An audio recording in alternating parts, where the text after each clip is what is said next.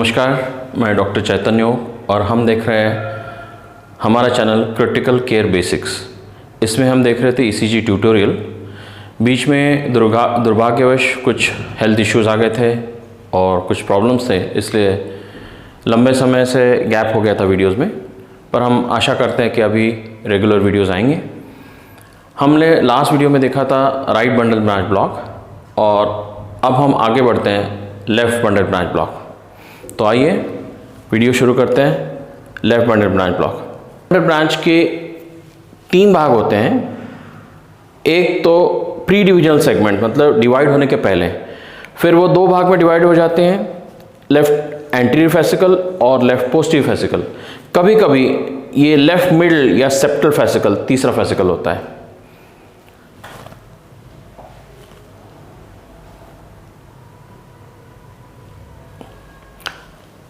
जो left bundle branch है उसका एंटीरियर फेसिकल को प्रेडोमिनेंट ब्लड सप्लाई रहता है लेफ्ट एंटीरियर डिसेंडिंग आर्टरी से, जबकि लेफ्ट पोस्टीरियर फेसिकल को left anterior descending LED supply रहता है, पर it has a dual supply, double supply है, राइट कोरोनरी आर्टरी से भी सप्लाई है।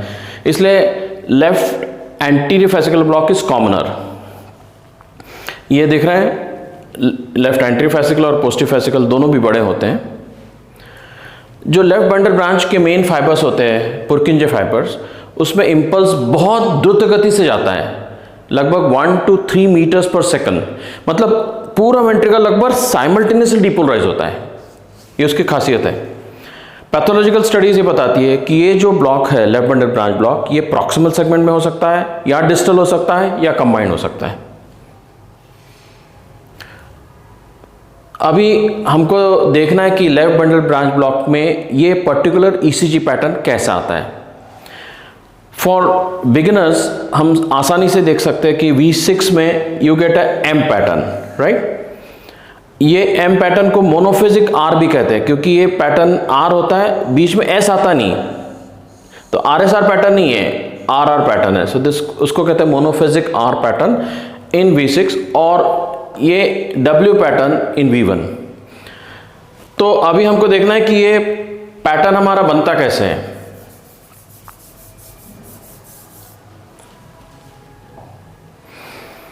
सपोज ये हमारा लेफ्ट वेंट्रिकल है, ये लेफ्ट वेंट्रिकल, राइट वेंट्रिकल है, दिस इज द सेप्टम। हम सब देख चुके हैं कि सेप्टम के लोअर 1/3 में डिपोलराइजेशन नॉर्मली चालू होता है लेफ्ट बंडल ब्रांच से। तो ये लेफ्ट बंडल ब्रांच है, यहां से यूजुअली डिपोलराइजेशन चालू होता है। तो इनिशियल जो डिपोलराइजेशन का करंट होता है वो लेफ्ट से राइट जाता है, इसलिए V1 में नॉर्मली एक छोटी सी R वेव मिलती है, वाइल V6 में नॉर्मली छोटी सी Q वेव मिलती है। परंतु इस लेफ्ट बंडल ब्रांच ब्लॉक में क्या होता है कि लेफ्ट बंडल ब्रांच ब्लॉक्ड है, तो राइट से करंट चालू होता है। नॉर्मली भी राइट से करंट जाता है, पर थोड़ा सा लेट, लेफ्ट बंडल से करंट थोड़ा लेट, कुछ मिली सेकंड लेट राइट से शुरू होता है और वो इतना प्रेडोमिनेंट नहीं रहता है। परंतु इसमें लेफ्ट बंडल ब्रांच अभी ब्लॉक्ड है, इसलिए राइट बंडल से करंट जाता है, जो कि उल्टे डायरेक्शन में जाता है, V6 की तरफ जाता है। इसलिए you should get a small R wave in V6 और a small S wave in V1, जो इतनी छोटी रहती कि यूजुअली दिखती नहीं। उसके बाद मान लो एक फिजियोलॉजिकल बैरियर है जिससे करंट जंप करता है और वो जंप करके धीरे धीरे मसल से सेप्टम में फैलता है, और ये जंप करता है इसलिए धीरे जाता है, इसलिए इंट्रेंसोका डिफ्लेक्शन ज़्यादा हो जाता है, ये ऐसा लंबा R वेव पैदा होता है। फिर ये जो करंट फाइनली ऊपर के एरिया में जाता है, सेप्टम के ऊपर के एरिया में, ये V6 से दूर जाता है, इसलिए छोटी सी नॉच आती है। और उसके बाद जो फ्री वॉल में करंट जाता है वो भी राइट साइड से लेफ्ट में जाता है, इसलिए आपको R प्राइम या M पैटर्न मिलता है। इसी के उल्टा, मतलब ये S वेव थोड़ा स्लर और फिर दूसरी S वेव, तो कुल मिला के W पैटर्न आपको मिलता है V1 में। फिर से रिवाइज करते हैं। पहला करंट शुरू होता है 1A, जो कि राइट साइड से, राइट सेप्टम के लोअर 1/3 से राइट बंडल से चालू होता है लेफ्ट की तरफ, और जैसा कि मान लो फिजियोलॉजिकल बैरियर उसको जंप करके करंट जाता है, पर ये पुर्किंजे फाइबर से नहीं धीरे धीरे जाता है, जिससे ये स्लर्ट आर वेव पैदा होती है V6 में। और जब करंट ऊपर की तरफ जाता है जो V6 से दूर है, इसलिए यू गेट अ नॉच। और फिर ये जो फ्री वॉल है 3 नंबर का, फ्री वॉल में भी करंट स्लोली जाता है, मसल टू मसल जाता है, पुर्किंजे फाइबर से नहीं, इसलिए आपको ये सेकंड आर वेव मिलती है। और उसी के उल्टा ये W पैटर्न मिलता है V2 में। और ये ध्यान में रखें कि यह QRS वाइड है। तो डायग्नोस्टिक क्राइटेरिया क्या हो गए ऐसे लेफ्ट बंडल ब्रांच ब्लॉक के? एक, QRS ड्यूरेशन 120 से ज़्यादा, dominant S wave in V1। Normally V1 में क्या होता है, छोटी सी आर वेव रहती है और एस वेव रहती है, पर यहाँ पे you get a dominant S wave in V1। और ब्रॉड मोनोफेजिक आर वेव, मतलब एस वेव है ही नहीं, क्यू वेव भी नहीं है, monophasic R wave in lateral leads 1 AVL V5 V6, और absence of Q wave, lateral leads मतलब V5 V6 और लीड 1 AVL, यहाँ पे क्यू वेव जो नॉर्मली छोटी सी दिखती है वो नहीं मिलेगी। और prolong R wave peak time, R wave peak time मतलब जो कि करंट धीरे जा रहा है, तो आर वेव की शुरुआत से पीक का जो टाइम है ये वाला, ये टाइम बढ़ जाता है। So these are the criteria for left bundle branch block. क्या? QRS wide, deep S in V1, broad monophasic complex in left sided, यहाँ पे देख सकते हैं, है ना, broad complexes है, absence of Q wave, यहाँ Q wave नहीं है, और prolonged R wave peak time, मतलब यहाँ से यहाँ का जो टाइम है वो लगभग 60 मिलीसेकंड से ज़्यादा रहता है। यही हम रिपीट करके देख रहे हैं। V5 V6 में एक्सप्रेशन क्या होता है?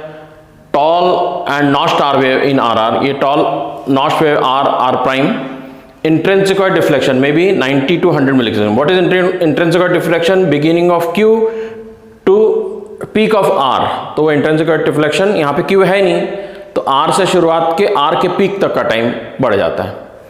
इसके उल्टा होता है V1 V2 में, deep S wave, broad S wave, और जो आर छोटा मिलेगा या नहीं भी मिलेगा, और यहाँ पे एक नॉच रहती है, so that is what is seen in lead V1। उसके बाद secondary ST segment and T wave changes. इसका ये जैसे अपन राइट बंडल ब्रांच ब्लॉक में देखा था, एप्रोप्रिएट डिस्कॉर्डेंस का मतलब क्या है? Appropriate discordance refers to the fact that abnormal depolarisation will be followed by abnormal repolarisation. तो यहाँ पे एब्नॉर्मल डिपोलराइजेशन है तो मेन QRS की डायरेक्शन ऊपर है, मेन QRS की डायरेक्शन ऊपर है, तो टी वेव उल्टी है। एसटी सेगमेंट यहाँ पे नीचे है, नीचे जा रही, पर एसटी सेगमेंट का शेप है वो कॉन्वेक्स अपवर्ड्स है। और V1 में मेन कॉम्प्लेक्स नीचे है, QS कॉम्प्लेक्स है, परंतु टी वेव सीधी है, और एसटी सेगमेंट एलिवेटेड है, बट उसका जो शेप है that is concave upwards. So this is typical of left bundle branch block. फिर आते हैं incomplete left bundle branch block. Incomplete left bundle branch block में लेफ्ट बंडल से करंट जा रहा है पर स्लो जा रहा है। Conduction through left bundle branch block is possible but delayed. Manifestation will depend on the degree of delay. कितना डिले होता है ये डिग्री के ऊपर से डिले करता है। महत्वपूर्ण चीज कि उसका जो ड्यूरेशन है, QRS duration is always less than 120 millisecond, मतलब 3 स्मॉल स्क्वायर्स। अगर ये ड्यूरेशन बढ़ जाता है then that will be LBBB, complete block. इसमें ये पैटर्न कैसे मिलता है? नॉर्मली क्या होता है कि ये अपना जो लेफ्ट बंडल ब्रांच से करंट लेफ्ट साइड में जाता है, जो नॉर्मल रिपोलराइजेशन, जहां पे लेफ्ट बंडल ब्रांच ब्लॉक नहीं रहती, परंतु इसमें ये वाला इनकम्प्लीट में क्या रहता है? लेफ्ट बंडल ब्रांच ब्लॉक तो नहीं है, बट करंट उसमें से धीरे पास हो रहा है। इसलिए ये जो नॉर्मल वेक्टर आता है, जो सेप्टल वेक्टर आता है, जो लेफ्ट से राइट जाता है, जो जैसे V1 में छोटा सा Q वेव और छोटा सा R वेव, और V6 में छोटा सा Q वेव पैदा करता है नॉर्मली, तो वो लेट आ रहा है क्योंकि LBBB इनकम्प्लीट LBBB है। तो उस टाइम ये जो करंट आता है उसी के थोड़े देर बाद जो राइट बंडल से भी करंट अपोजिट डायरेक्शन में जाता है, जो नॉर्मली अपने को दिखता नहीं क्योंकि लेफ्ट का करंट पहले चालू हो जाता है और जोर पकड़ लेता है। पर जो कि इनकम्प्लीट ब्लॉक है, इसलिए ये करंट जब आता है उसी टाइम ये करंट आता है, तो दोनों आपस में कैंसिल हो जाते हैं। इसलिए ये V1 में दिखने वाली छोटी सी R वेव या V6 में दिखने वाली छोटी सी Q वेव ये नहीं मिलती। तो this is the first sign of incomplete left bundle branch block. यहाँ पे देखो V1 के पहले जो छोटी सी R मिलना चाहिए वो नहीं है, और V6 के पहले छोटी सी Q मिलना चाहिए वो नहीं है। जैसे जैसे ये बंडल ब्रांच ब्लॉक का काम और कम कम होते जाता है, वैसे ये R में स्लरिंग चालू हो जाता है V6 में, और QRS वाइड होते जाता है। ये एग्जांपल है incomplete left bundle branch block का। देखो V6 में there is no Q wave and V1 में there is no R wave. Duration देखो, duration is less than 110 milliseconds. What are the causes of left bundle branch block? Left bundle branch block is rarely seen normally, मतलब usually left bundle branch block कोई organic disease के साथ होता है। तो अपने को left bundle branch block ECG में दिखा तो अपने को थोड़ा सावधान हो जाना चाहिए कि इस पेशेंट को कुछ ना कुछ प्रॉब्लम होने की संभावना हार्ट में है।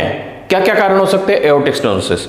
एओर्टिक स्टेनोसिस इसलिए कि लेफ्ट की जो एंटीरियर ब्रांच रहती है वो एलवी आउटफ्लो ट्रैक की जस्ट नीचे से गुजरती है। तो एओर्टिक वॉल डिसऑर्डर्स में लेफ्ट बंडल ब्रांच ब्लॉक मिलता है। Ischaemic heart disease, hypertension, dilated cardiomyopathy, entry wall MI, क्योंकि उसका सप्लाई आता है लेफ्ट एंट्री डिसेंडिंग आर्टरी से। और ये जो कंडक्शन सिस्टम की डिसीज है जैसे लेनेग्रे लेफ्ट डिसीज, महत्वपूर्ण चीज मतलब हाइपर कैलेमिया और डिगॉक्सिन टॉक्सिसिटी में भी लेफ्ट बंडल ब्रांच ब्लॉक मिल सकता है। फिर से दूसरे फॉर्मेट में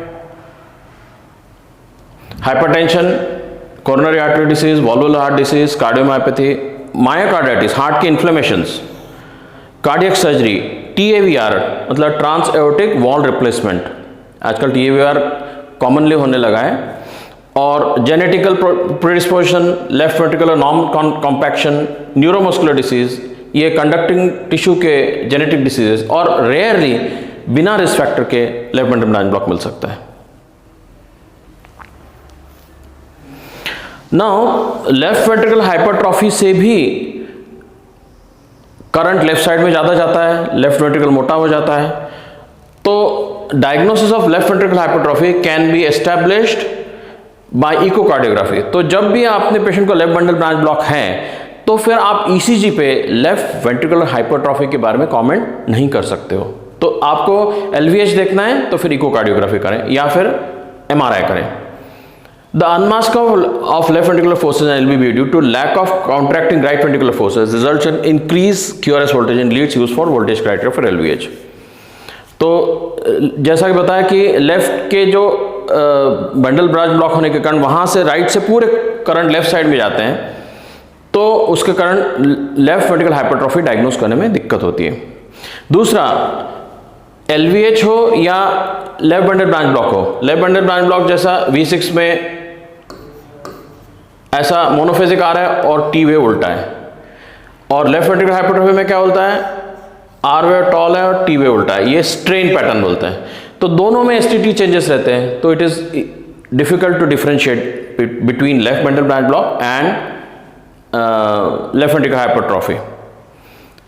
इन राइट वेंट्रिकुलर हाइपरट्रॉफी LVB में cause leftward directed initial current. अगर पेशेंट को राइट वेंट्रिकुलर हाइपरट्रॉफी है तो इनिशियल लेफ्टवर्ड डायरेक्टेड करंट हो सकता है, जिससे pseudo normalisation of initial vector and reappearance of Q waves in 1 AVL and V6।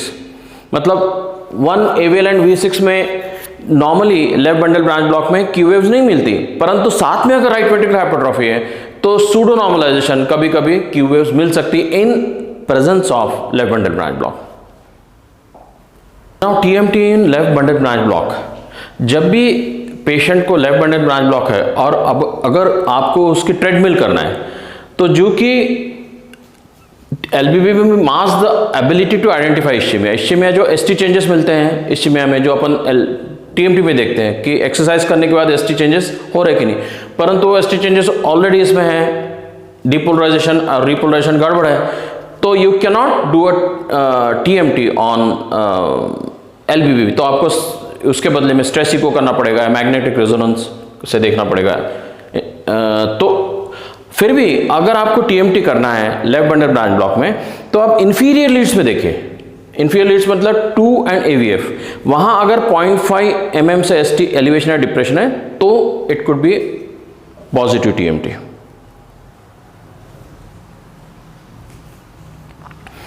LBBB mimics, कभी कभी कोई rhythm left bundle branch block जैसे दिखते हैं, परंतु जैसे ये है पेस्ट रिदम है,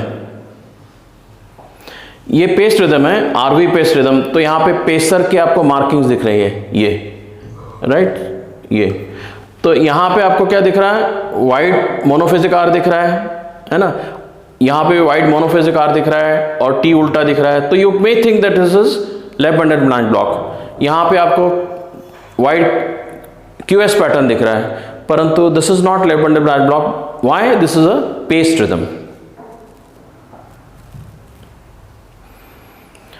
कभी कभी ventricular tachycardia can mimic left bundle branch block. For example ये आपको वाइट QRS दिख रहा है और मोनोफेजिक R कॉम्प्लेक्स दिख रहा है, but this is ventricular tachycardia. वैसे ही एक्सेलरेटेड ईडियो वेंट्रिकुलर रिदम, यहां पे भी LBB पैटर्न दिख सकता है, जैसे वाइट QRS मिल सकता है, परंतु यहां पे ये देखना है कि AV डिसोसिएशन, यहां पे कहीं P वेव दिख रही क्या है, यहां P वेव दिख रही क्या है, so there is no P wave, so this is AV dissociation. So इससे आप उसको पकड़ सकते हो। WPW सिंड्रोम, ये और दूसरा मिमिक है लेफ्ट बंडल ब्रांच ब्लॉक का, कि इसमें भी जैसे आपको V6 में देखो वाइट मोनोफेजिक R दिख रहा है और T वेव इन्वर्टेड दिख रही, यहाँ पे छोटा सा आ रहा है पर डीप QS पैटर्न दिख रहा है, तो इसमें भी डाउट हो सकता है। पर WPW में खासियत क्या रहती है कि शॉर्ट PR इंटरवल और डेल्टा वेव, ये PR इंटरवल शॉर्ट रहती और ये delta wave, this is typical of WPW। So this will distinguish between WPW syndrome and left bundle branch block. ये जो लेफ्ट बंडल ब्रांच ब्लॉक है ये usually degenerative disease बताता है, तो क्रॉनिक जब भी बीमारी होती है हार्ट की तब लेफ्ट बंडल ब्रांच ब्लॉक होता है, फाइब्रोसिस होता है तब लेफ्ट बंडल ब्रांच ब्लॉक होता है, अपार्ट फ्रॉम एक्यूट MI में भी हो सकता है, पर ये दिखाता है कि it indicates structural heart disease. Now अगर पेशेंट को लेफ्ट बंडल ब्रांच ब्लॉक है पर पेशेंट को कोई तकलीफ नहीं, asymptomatic patient, so what are we suppose to do, minimal effect on outcomes, उसमें यूजुअली कोई फर्क नहीं पड़ता है। LBBB in older individuals has been associated with an increase in mortality, परंतु जो भी उम्र ज़्यादा हो जाती है जैसे जैसे, वैसे LBBB से कुछ स्टडीज़ बताती है कि मोर्टेलिटी बढ़ रही है। इसमें भी मतांतर है, कुछ स्टडीज़ बताती है कि कोई मोर्टेलिटी बढ़ती नहीं, कुछ बताती है कि सडन कार्डियक डेथ की संभावना बढ़ जाती है। परंतु परिस्थिति भिन्न है जब पेशेंट को नॉन कार्डियक डिसीज है, for example patient non patient of coronary artery disease है, उसमें अगर LBB मिलता है तो लगभग 5-fold राइज इन मोर्टेलिटी मिलती है, राइट। और दूसरा, अगर पेशेंट टाइप 2 डायबिटीज का पेशेंट है और साथ में LBB भी है तो उसको लेफ्ट वेंट्रिकुलर डिसफंक्शन होने की संभावना बढ़ जाती है, that indicates extensive coronary artery disease. And ये पेशेंट का प्रोग्नोसिस आने वाले समय में जिनको LBB भी नहीं है उनसे काफ़ी खराब रहता है। सो अगर स्ट्रक्चरल हार्ट डिसीज है, नॉन इस्चेमिक हार्ट डिसीज है, उसके साथ में अगर LBB भी है तो it indicates a poor prognosis. अगर पेशेंट चेस्ट पेन लेके आया और आपको लेफ्ट बंडल ब्रांच ब्लॉक दिख रहा है तो MI के डायग्नोसिस में भी दिक्कत आती है, तो अपन देखेंगे नेक्स्ट स्लाइड में। और patient with typical and persistent symptom, मतलब fresh LBB in a patient जिसको पहले लेफ्ट बंडल ब्रांच ब्लॉक नहीं था, चेस्ट पेन लेके आया और अभी न्यू ECG में लेफ्ट बंडल ब्रांच ब्लॉक दिख रहा है, तो that indicates acute myocardial infarction and that is a criteria for thrombolysis. आप क्लॉट बस्टर इंजेक्शन, थ्रोम्बोलिसिस का इंजेक्शन दे सकते हो fresh onset left bundle branch block से। नो अगर पेशेंट को लेफ्ट बंडल ब्रांच ब्लॉक हो गया है पहले से और उसको हार्ट अटैक हो गया, राइट नाउ इसमें पकड़ना बड़ा मुश्किल रहता है कि उसमें ऑलरेडी STT चेंजेस रहते हैं, रिपोलराइजेशन एब्नॉर्मलिटीज रहती हैं, इसलिए हार्ट अटैक डायग्नोस करना लेफ्ट बंडल ब्रांच ब्लॉक में मुश्किल होता है। तो उसके लिए कई क्राइटेरिया बताएं, वो अपन विस्तृत रूप से चर्चा करेंगे जब अपन कोरोनरी आर्टरी डिसीज पे ECG बनाएंगे। परंतु एक गार्बोजा क्राइटेरिया के ऊपर मैं कुछ बताना चाहता हूं। इसमें आपको 3 चीजें देखना है और हर चीज के लिए पॉइंट्स हैं और टोटल पॉइंट अगर 3 से ज़्यादा है तो फिर इसको हम एक्यूट एमआई मानेंगे in presence of old left bundle branch block.